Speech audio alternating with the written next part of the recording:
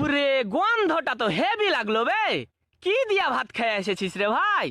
আবে পটল ভাজি 40 টাকা কেজি। এ রে বাবা রে, ইয়া যে আরো মারাত্মক গন্ধ বে। সেন্ট সুইংহি তো পেট ভরে গেল।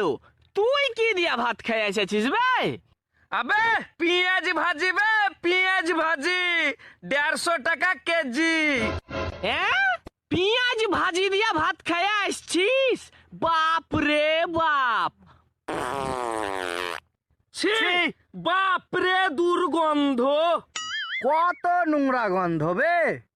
তুই কি দিয়ে ভাত খেয়েছিস বে? আমি আর কি দিয়া খাবো? মুলাই ভাজি 11 টাকা কেজি।